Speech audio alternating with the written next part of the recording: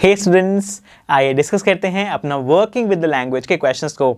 और working with the language में हमें सिर्फ एक ही क्वेश्चन गिवन है जो कि कह रहा है change the following sentences into indirect speech. यानी कि हमें कुछ सेंटेंसेज डायरेक्ट स्पीच में गिवन है, हमें उन्हें इनडायरेक्ट स्पीच में कन्वर्ट करना है। तो आइए पहले तो मैं आपको ये याद दिला दूं कि डायरेक्ट और इनडायरेक्ट स्पीच होती क्या है। तो एक्चुअली जब दो पर्सन आमने सामने खड़े होकर एक दूसरे से बातें करते हैं, उनकी बातों को कहा जाता है डायरेक्ट स्पीच, क्योंकि वो डायरेक्टली बातें कर रहे हैं।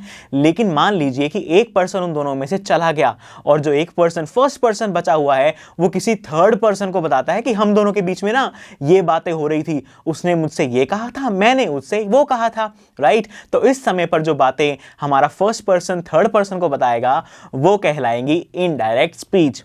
अब स्टूडेंट्स, डायरेक्ट स्पीच को इनडायरेक्ट स्पीच में कन्वर्ट करने के लिए काफ़ी सारे रूल्स होते हैं। अब इतने सारे रूल्स मैं आपको अभी से याद करवाने लग जाऊं या रिवाइज करवाने लग जाऊं तो बहुत टाइम लग जाएगा। तो मैं क्या करता हूं, एक एक सेंटेंस जैसे जैसे हम डायरेक्ट स्पीच से इनडायरेक्ट स्पीच में कन्वर्ट करेंगे, मैं वहां पर जो भी रूल यूज हो रहे होंगे वो मैं आपको बताता जाऊंगा, राइट, ताकि आपको जो कन्वर्जन है वो आसानी से समझ आ जाए। तो देखते हैं फर्स्ट सेंटेंस क्या कह रहा है। फर्स्ट सेंटेंस में फर्स्ट मैन कहता है we must educate our brothers, right. अब इसे इनडायरेक्ट स्पीच में कन्वर्ट करना है, जिसका कुछ पार्ट तो पहले से गिवन है। The first man sad that. यहां पर क्या होता है कि जो हमारे वैसे सेंटेंसेस में दिए होते हैं कोमास और इन्वर्टेड कोमास, जब भी कोई स्टेटमेंट किसी ने कही हुई होती है, कोई पर्सन कहता है, तो उस स्टेटमेंट को इन्वर्टेड कोमास के अंदर रखा जाता है। तो वहां पर हम इन्वर्टेड कोमास को हटाकर लगाते हैं सैड दैट। क्या कहा? That we must educate our brothers. ये तो डायरेक्ट स्पीच थी, इनडायरेक्ट में कैसे हो जाएगा? दैट दे, वी का कन्वर्ट होकर बन गया they must educate, our brothers की जगह हो गया देयर ब्रदर्स, राइट। तो यहां पर क्या बन गया हमारा sentence? The first man said that they must educate their brothers. इसके बाद सेकंड मैन ने कहा and try to improve their material conditions. ये तो डायरेक्ट स्पीच थी, इसे इनडायरेक्ट में जब कन्वर्ट किया तो वहां से फिर से वही आ गया दे मस्ट ट्राई। किसे ट्राई करना है? उन्हें ट्राई करना है टू इंप्रूव किसकी material condition? Their material conditions, right. इसके बाद थर्ड सेंटेंस कह रहा है third man for that we must convey our grievances to the British parliament. यानी कि उन्होंने क्या कहा? The third man suggested that, उसने सजेशन दी दैट दे मस्ट कन्वे। किसे कन्वे करनी है? उन्हें कन्वे करनी है।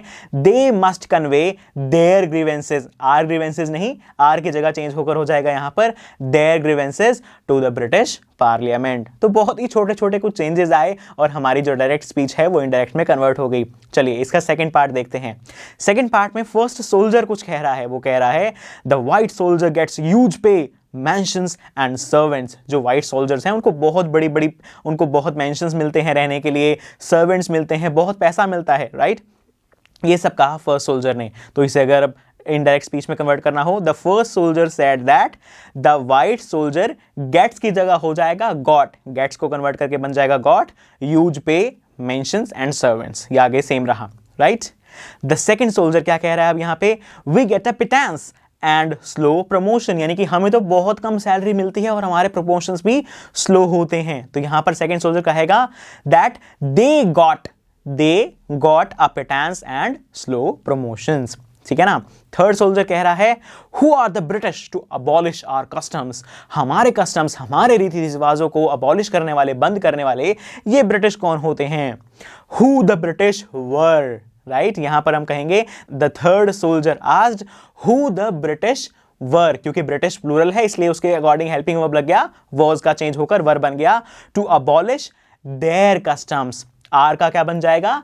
देयर बन जाएगा। तो इसी के साथ हमारा जो थर्ड सेंटेंस था उसे भी हमने इनडायरेक्ट स्पीच में कन्वर्ट कर लिया है और जो हमारा चैप्टर है वो यहां पर कंप्लीटली रैप अप हो जाता है। तो चलिए आप एक बार इस चैप्टर को अच्छे से रिवाइज कर लीजिए और अब मैं मिलूंगा आपसे नेक्स्ट लेक्चर में, जहां पर हम एक नई जर्नी स्टार्ट करेंगे एक नए चैप्टर के साथ। So see you there. I am sure students आपको ये लेक्चर बहुत ही पसंद आया होगा। तो अगर आप अपने हर कंसेप्ट को इतने ही मजेदार और इंटरेस्टिंग तरीके से क्लियर करना चाहते हैं तो डाउनलोड कीजिए हमारी PuStack ऐप, जहां पर आपके लिए और भी बहुत सारे ऑप्शंस अवेलेबल हैं, जैसे कि sample papers, back exercise solutions, written answers and much more. So what are you waiting for? Download the app now.